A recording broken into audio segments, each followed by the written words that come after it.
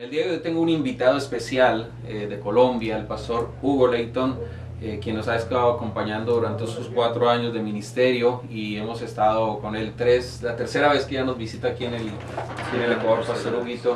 Un gusto poderle saludar, qué bueno estar con usted. Sé que tenemos mucho para aprender en esta tarde. Sí, Pastor Leonardo, gracias a Dios, otra vez estoy aquí en la tierra de los atenienses. Es el Tena, es una tierra de mucha bendición. Ajá. Y es grato para mí acompañarles y estar aquí estos días. Estos días hemos estado gozando de una bendición en la iglesia Asambleas de Dios, el pastor Diego y su querida esposa, y esos hermanos tan hermosos que están allá asistiendo y congregándose. Bueno, el día de hoy, ¿qué traemos para hoy? Bueno, hoy vamos a tener en la palabra. un tema bien interesante que cada uno de pronto se ha preguntado, ¿qué es la iglesia? ¿Qué es la iglesia? Entonces, Pastor Hugo, vamos a comenzar con este tema hoy. ¿Qué es la iglesia? Bueno, en el Antiguo Testamento la palabra iglesia como tal no se ve, no existe, porque ellos siempre buscaron tener la presencia de Dios de alguna manera. Es así como Dios manda hacer tabernáculo, donde ahí ubican su presencia. Y frente al arca, que es donde está esa verdadera presencia. Pero había una particularidad, Pastor Leonardo, que solo entraba una vez al año un sacerdote. Y recuerda que entraba con un vestido de sacerdote con unas campanillas, ¿no? Si llegase a estar en pecado, caía y tenía un lazo amarrado. Y tan pronto caía por el pecado, lo sacaban porque el que entrara también inmediatamente moría. La parte templo para ellos, tabernáculo, ubicación, presencia de Dios, era algo muy, muy importante. Pasaron así los profetas hasta Malaquías y pasaron todos esos tiempos. Pero, ¿dónde comienza la palabra templo realmente? ¿Y qué es templo, no? Tengo entendido que en el Antiguo Testamento, cuando fue el exilio, fue cuando se inauguraron las sinagogas, que eran también lugares donde los judíos que estaban en la diáspora se reunían a leer la palabra, lo que era la ley en ese entonces, y que se reunían a festejar su culto, vamos a decirlo de esa manera. Pero de hecho, Pastor Leonardo, las sinagogas tenían una particularidad. Número uno, si no habían 10 hombres, no podía haber sinagoga.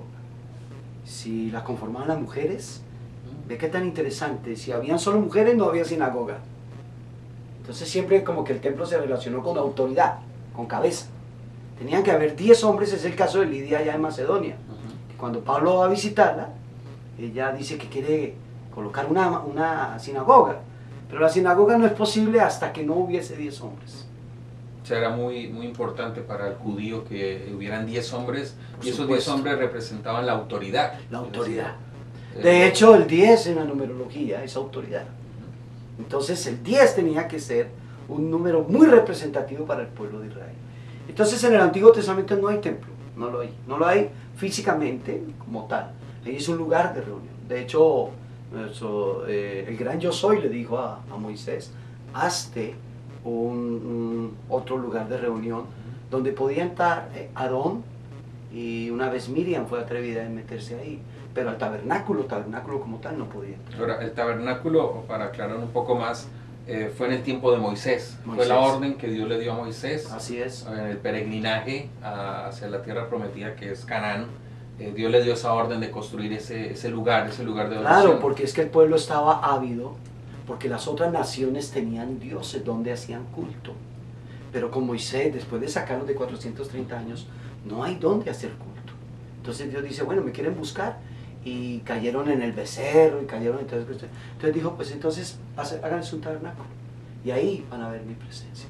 Bueno, ahora podemos llamar que en el Antiguo Testamento hay diferentes tiempos, que sería el tiempo de los altares, que se honraba a Dios a través de los altares. Cuando había una victoria, se levantó un altar en piedra. El mismo Abraham, ¿recuerda? Exacto. Cuando los 4 pueblos que él derrotó, allá en el capítulo 13 de Génesis, cuando se enfrenta al rey de Sodoma, y claro, y es donde la primera vez, qué importante está diciendo usted esto, pastor, es la primera vez que un gentil, Abraham, hace una tipología de iglesia, templo, levantando el altar. Porque antes, ¿quién lo hizo? Noé. No lo hizo. Ellos hacían era otra cuestión. Pero como tipología para la iglesia de templo, lo hace Abraham. Y es cuando está primero los altares, Sí. luego viene el tabernáculo, Sí. ya sería algo ya más fijo. El tabernáculo, bueno, que era mientras peregrinaban, el Señor les ordenaba que fueran hacia el lugar con el tabernáculo, lo armaban. Y luego creo que viene la tercera etapa, que es ya el templo en sí, ya la construcción del templo que estaba situada en Sión, en Sí. ese momento se llamaba Sión y que lo conocemos actualmente como Jerusalén. Jerusalén. Entonces era como una tipología, como usted dice, del templo o la iglesia, lo que va a venir, porque creo que hay una diferencia entre templo e iglesia. Sí, que lo vamos a miraremos más aprender- adelante para aprender hoy. Entonces, recrear aquí ahora. en sí ¿qué es la iglesia? ¿Qué es la iglesia, Pastor Mito? Pero déjeme terminar la parte del Antiguo Testamento en este juego de palabras tan hermoso. Claro, cuando usted habla del tabernáculo, que recogían y llevaban y caminaban y volvían y colocaban, nótese que habían 3 tipos de sacerdocios que hacían la tarea, que eran los gersonitas, los meraritas y los coatitas. ¿De dónde viene? Aparte de todo, viene Aarón y Moisés. Pero los meroritas y los gersonitas era el resto, como decir los laicos, ¿no? Los que ayudaban ahí. Pero los únicos que podían hacer esa representación delante de Dios eran Moisés y Aarón. Como sacerdote. Como el sacerdocio. Como decir un sumo sacerdote. Sí, y de ahí viene la palabra de que no todos los levitas eran sacerdotes y no todos los sacerdotes eran levitas. Pero sigamos trascendiendo en el tiempo. Llegamos a los macabeos, ese tiempo en el oscurantismo, y tampoco hay templo.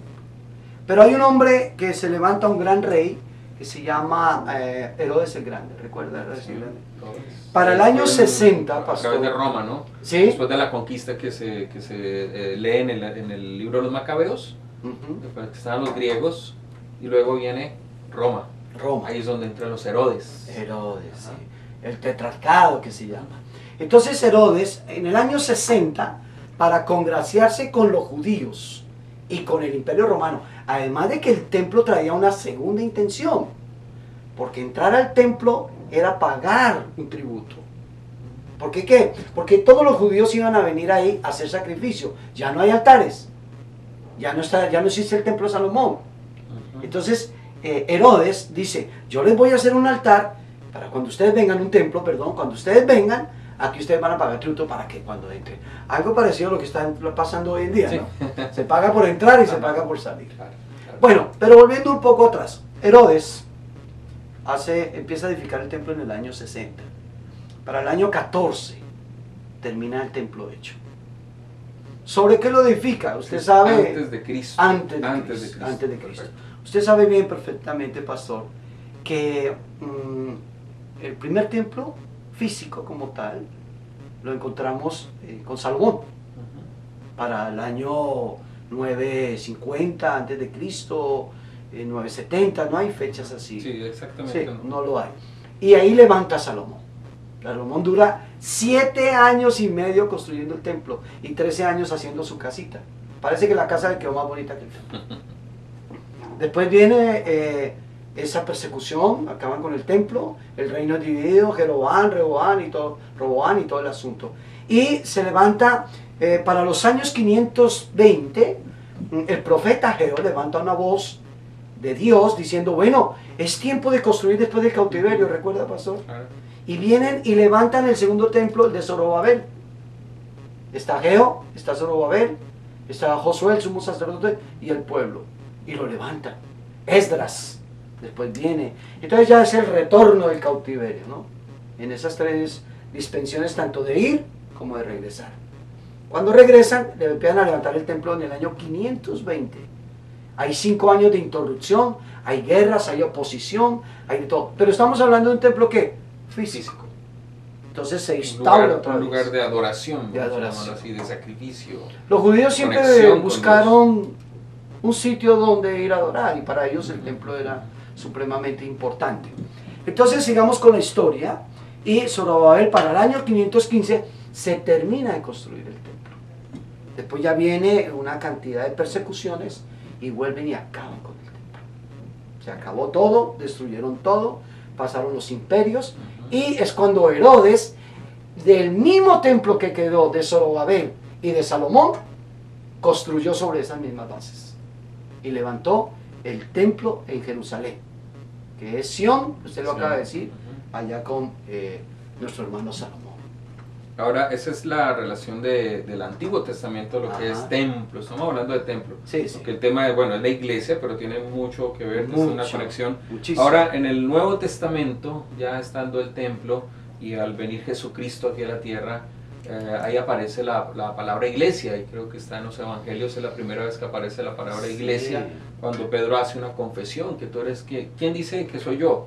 Y que Pedro dice, tú eres el Cristo, Hijo del Dios viviente. Así es. Y esa confesión, Jesús le responde que tú eres Pedro, y sobre esta roca edificaré mi iglesia. Ya entra la palabra iglesia en el Nuevo Testamento. Ahora en sí, ¿qué es la iglesia, Pastor Huguito? Ok. La palabra iglesia en su traducción es eclesia, llamar de afuera. Llamar de afuera. Interesante. No es estar adentro. Ujú. Hay una distorsión frente a la cosmovisión del siglo XXI a lo que fue cuando Pedro habló. Para Pedro, la iglesia no era un lugar. El templo, la iglesia, la relación templo-iglesia, Ujú. ya no era un lugar físico. Ellos tenían templo. Ellos tenían un templo, pero no tenían iglesia. Ya, perfecto. Tenían un templo. El lugar de adoración, Perfecto. lo físico, Lo la físico. estructura. Hay el de Herodes. Exacto. El de Herodes. Herodes. Pero la iglesia. Entonces cuando viene nuestro Señor Jesús y están en ese debate, Ujú. que usted es quien dice que yo soy, y Pedro empieza a soltar algo importante, que es la primera vez que se menciona la palabra iglesia, pero ellos no comprenden qué es iglesia. Iglesia para ellos es nosotros, un pueblo, templo, y la relación es muy estrecha entre templo e iglesia. Es muy estrecho. Al lenguaje de hoy en día da lo mismo decir templo que iglesia. Y ahí donde hay una gran confusión. Una gran confusión.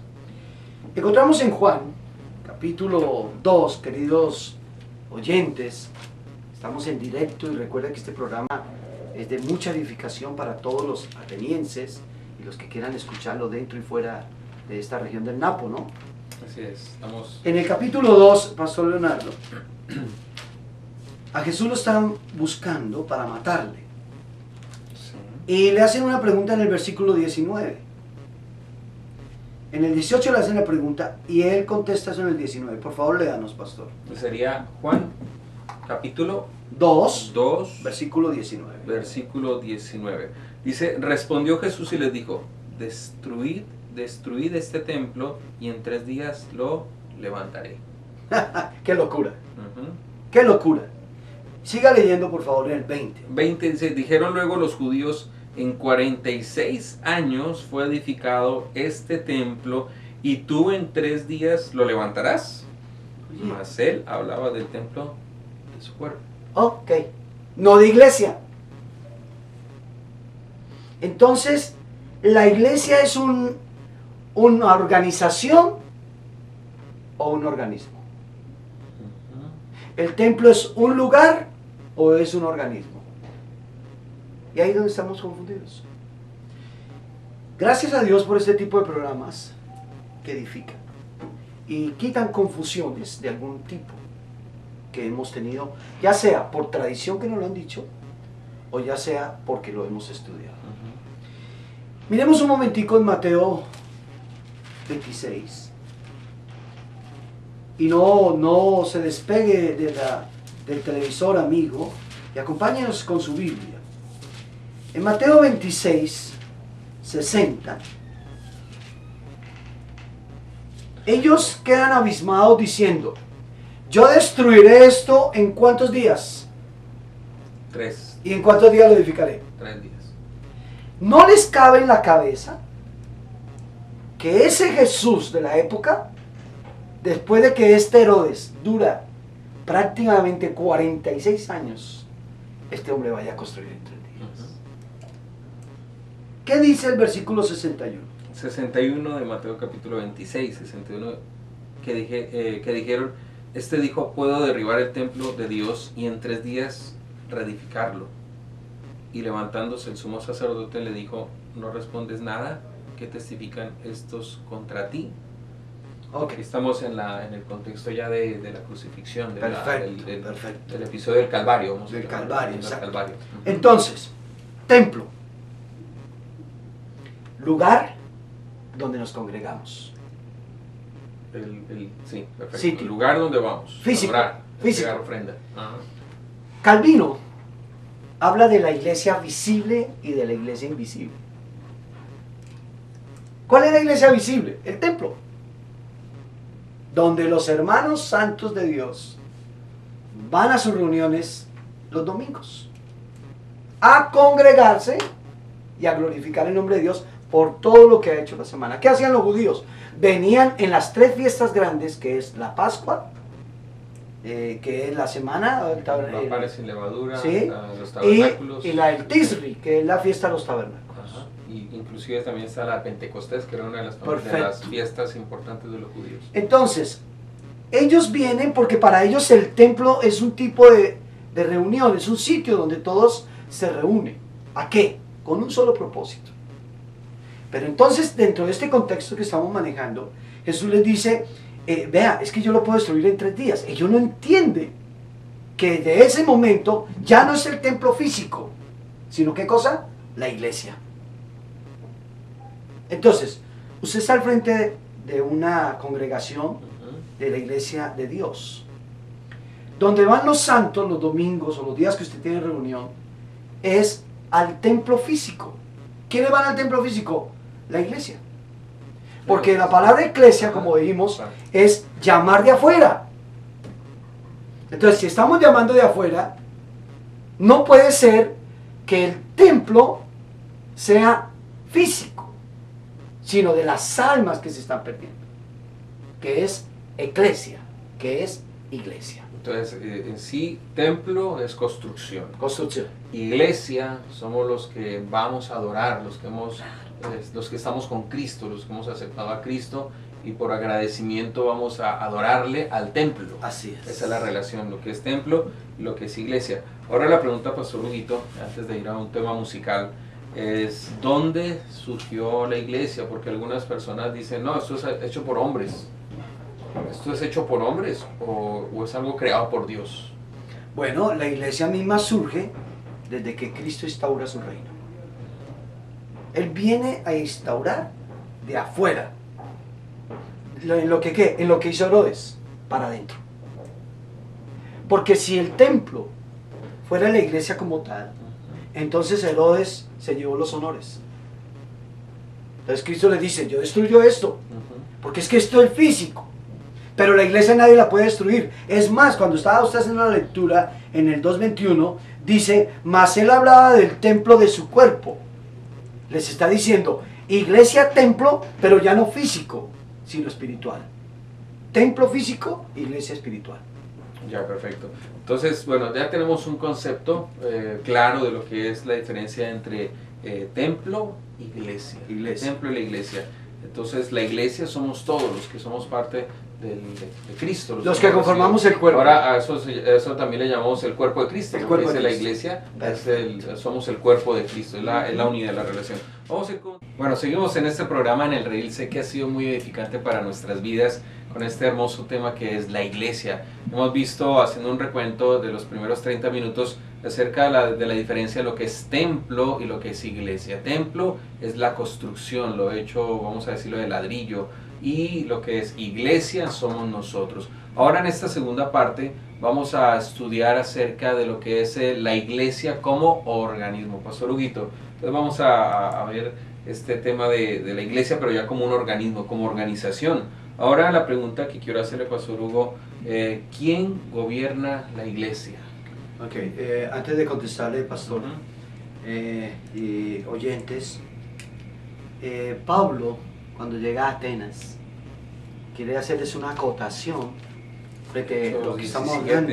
Sí, en el capítulo 17, 24, el Dios que hizo el mundo y todas las cosas que en él hay, siendo Señor del cielo y de la tierra, no habita en templo hecho por manos de hombres. Entonces, si hoy en día están preocupados por tener un lugar ostentoso y aparente, pues la gente va a ir porque es seducida. ¡Ay, tan bonita mi iglesia! No, tan bonito el local, porque no quedará piedra sobre piedra. Yo creo que esa fue aquí cuando es lo que hizo Dios en el Antiguo Testamento, porque ellos habían puesto su mirada en el templo, en el físico, y fue destruido. Perfecto. Lo destruyó Dios. Claro, o sea, y le para que quitó, quitara y le quitó a Herodes Ajá, su gran fama. el año 70. Claro, con A Nerón, través ¿no? del, Con Nerón. Tito, general Tito. Tito, Ajá. Nerón. Y Cuando vinieron, destruyeron, y Exacto. ahora, el día de hoy, no hay templo. Ahora, que no tienen templo los judíos, se cumple la palabra de Pablo a los atenienses. Y dice, el Dios que hizo el mundo y todas las cosas que en él hay, siendo Señor del cielo y de la tierra. ¿Cómo la gente quiere meter a Dios en cuatro paredes? Lo que hacía el Antiguo Testamento. Claro, allá en el aerópago, ¿recuerda? Ajá, claro. En Atenas, Atenas, el pasaje tan querían famoso. meter a Dios en un cuadrito. Y nosotros hoy en día queremos meter a Dios en un culto, En lo físico. en lo físico. Y yo he visto que ahí de pronto hemos llegado a una exageración en lo que es el templo. Llegamos a idolatrar el templo porque he escuchado, bueno, prácticas de fe que también son respetables, pero que tú no puedes comer dentro del templo, porque No, el templo es sagrado. no, Tú no puedes hacer Pastor, ciertas cosas. déjeme del decirle templo. algo. Ujú, En el templo que construyó Herodes había 7 puertas. ujú. ¿Sí o no? Una era de las ovejas, sí. otra era la de las mujeres, otra Los eran gentiles, la de los de gentiles. la puerta de los Y en la fiesta, en el templo, en la puerta de los gentiles, comían Ujú, y hacían negocio. ujú. Y estaban dentro del templo. Ahora dice acá, entonces ¿por qué Jesús se enojó? Ah. No era tanto por eso. No. O sea, que cuando sacó a los que vendían, nosotros A conocemos los ese cambistas pasaje. y todo eso. Yo creo que cuando decía una cueva de ladrones no eran los de afuera, Para nada. estaba una relación de los de adentro, lo que se Perfecto. practicaba adentro. La práctica La- interna. el dañar la fe, porque ahí viene el famoso Mateo capítulo 23, donde Jesús reta a estos sacerdotes, a estos fariseos, Ujú. las prácticas de ellos, que ganan un adepto, ganan un creyente, pero al mismo tiempo no lo dejan ni entrar ni salir del reino. O sea, Y no- también esa en el relación. templo se ha caído en un dogma Ujú. que hay que llegar a arrodillarse porque si no, no está en santidad. Pero a la casa llegan a gritar y si hay santidad. O sea, ¿cómo explicaban los rabinos la palabra? Sentados. Sí.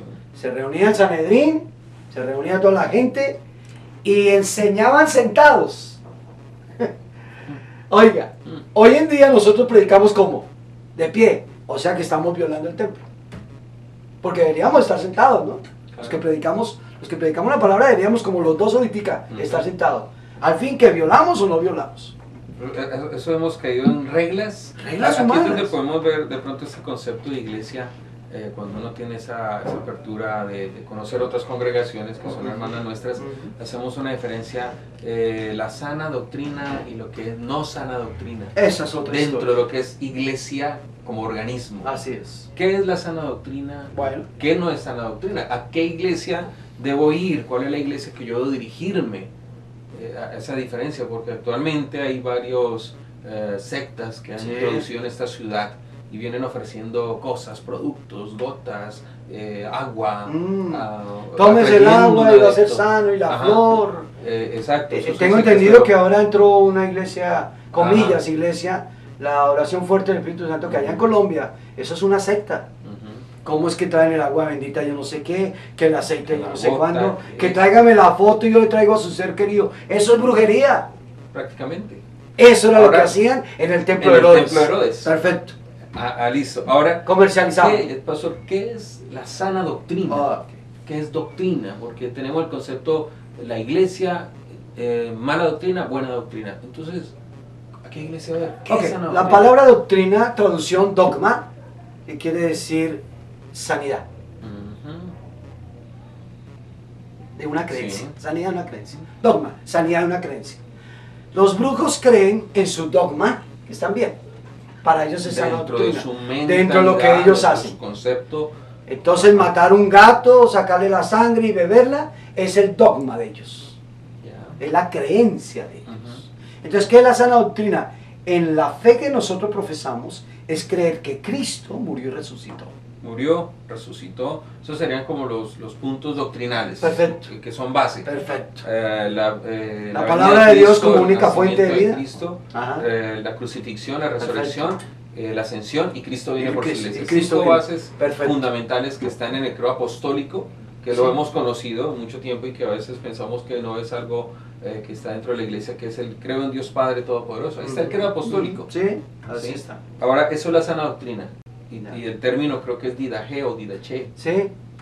Y el querigma, que era la proclamación de la sana doctrina. O sea, de los 5 pilares que usted acaba de hablar, era el querigma, era la didache, era lo que ellos iban a hablar y no era otra cosa. No. Aquí puedo hacer una relación lo que dice el libro de los Hechos, que ellos perseveraban en la oración, en el partimiento del pan. Y en la sana doctrina de los apóstoles, sí, la doctrina de los apóstoles. Así es. Esa doctrina son los 5 puntos. Perfecto. Vea, nótese que la predicación del apóstol Pedro no tenía sino 3 elementos. El primer elemento era la historia de Israel, venida del Mesías. El segundo elemento era el establecimiento del reino de Dios cuando estuvo Cristo en la tierra. Y el tercer elemento de la predicación, doctrina, era su segunda venida. No era más. ¿Cuántos se convirtieron? 3.000. 3.000. Y al otro día se mandó otro discurso igual. ¿Cuántos se convirtieron? 5.000. 8.000. Sin traer música, sin hacer cosas de hombres, sino con una doctrina sana. Sin pasar volantes. Nada. Solo no doctrina. Solo es decir, que la doctrina de Cristo cambia, trae una transformación en el interior del corazón del hombre. La doctrina transforma mi mente, lo que llamamos la metanoia, el arrepentimiento. Perfecto. Un cambio de manera de pensar, de comportamiento desde el interior. Eso es una sana doctrina. Así es una sana doctrina. Cuando usted es transformado de ese hombre viciado que habla Pablo a los Efesios, y usted pasa a ser ese hombre de sana doctrina, donde usted es un hombre de casa, usted es un hombre que cuida sus finanzas, usted es un hombre que proyecta a sus hijos al temor de Dios, y usted es un hombre que propaga el querigma, el evangelio, para que otros se salven. Eso es algo. Es decir que la doctrina, la sana doctrina me lleva a un cambio interior, ¿sí? Pero a veces la confundimos con lo exterior. Pues hay decir, una relación fuerte con mi vestimenta, con mi forma de orar, cosas exteriores, que creo que el apóstol Pablo fue muy concreto en derribar esto, porque ellos, los judíos vivían bajo mucha doctrina humana, vamos a llamarlo, doctrina de hombres. Rudimentos de hombres. Exacto, rudimentos de hombre. Entonces, en sí, ¿a qué me lleva la sana doctrina en cuanto a lo, como ser humano?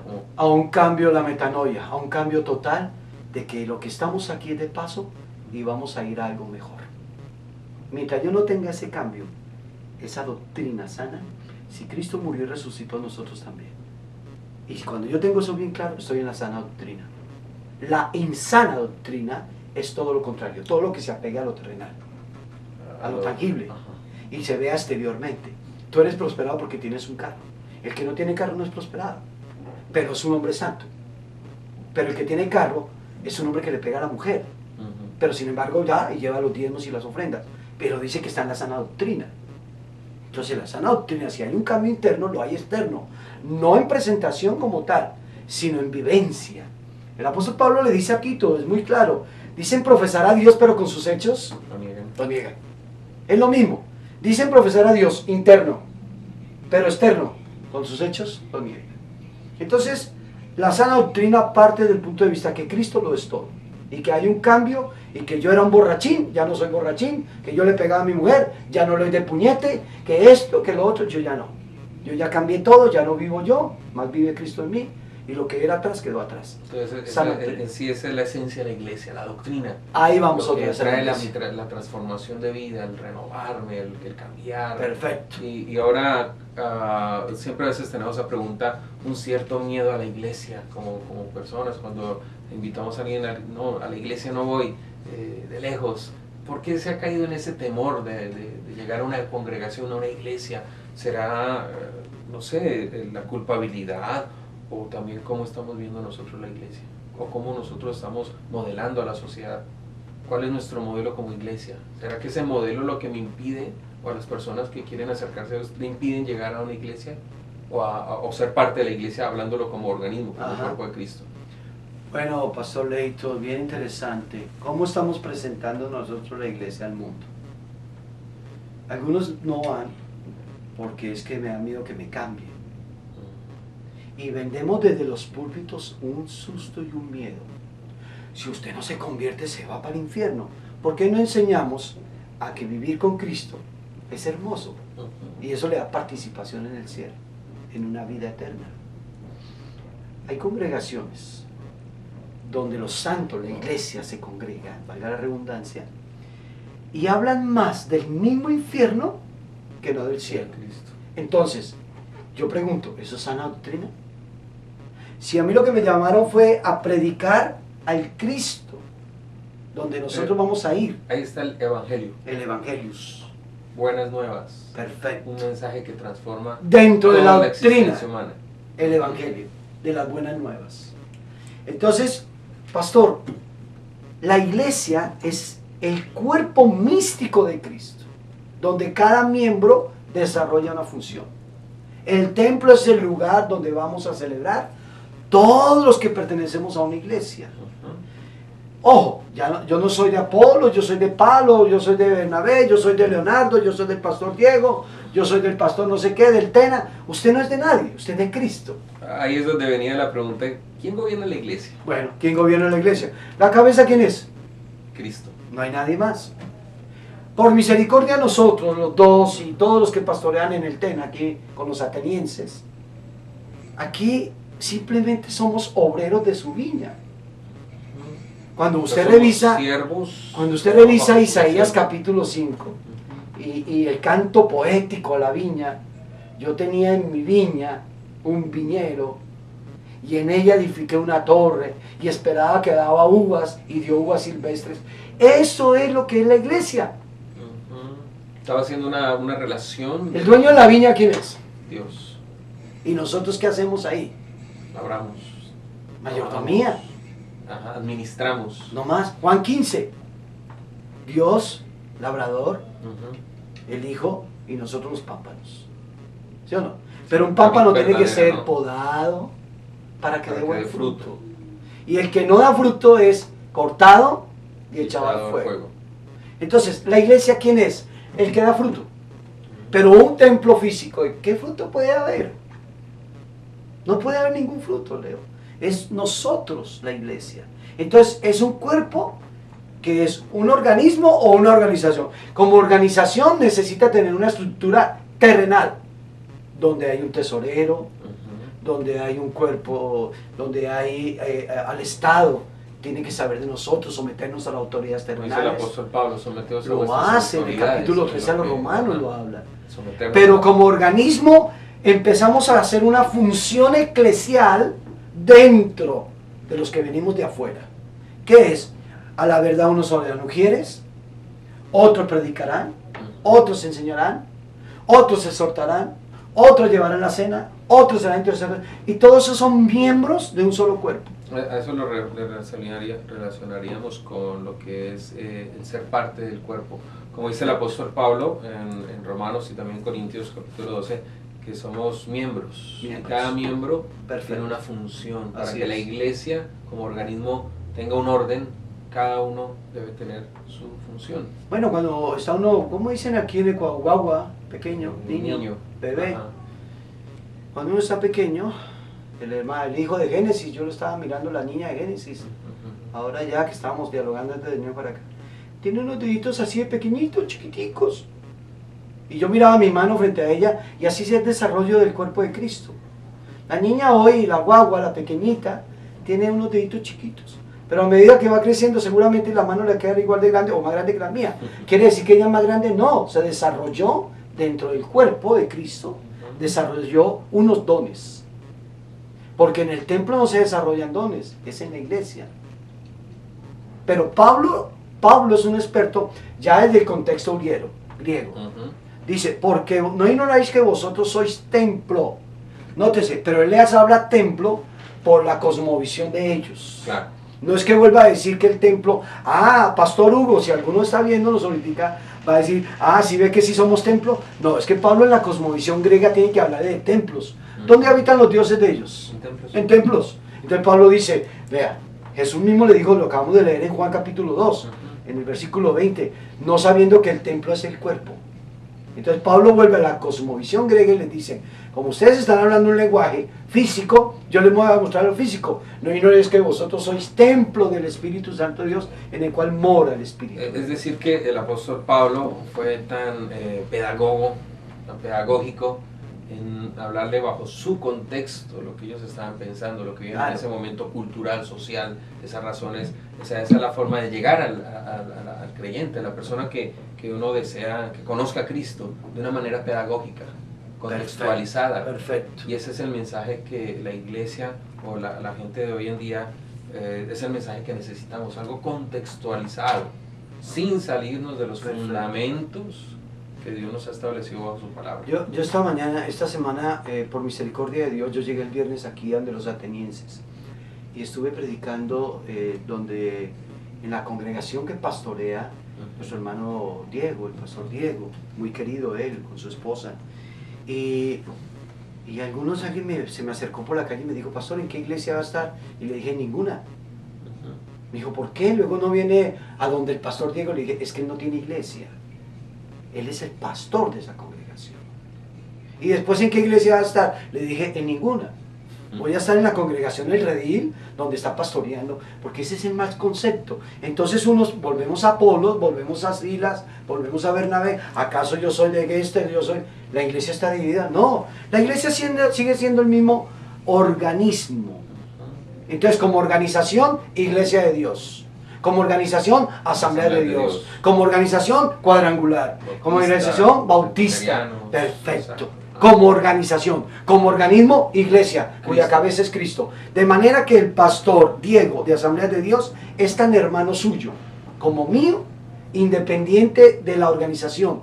Pero en el organismo, él también está propendiendo por extender el reino, que es el cuerpo de Cristo, cuya cabeza es él.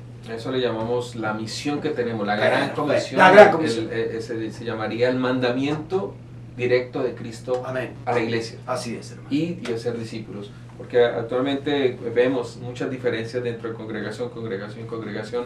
Entonces como que nos limitamos a que mi iglesia es quizá la mejor porque es más grande, más miembros.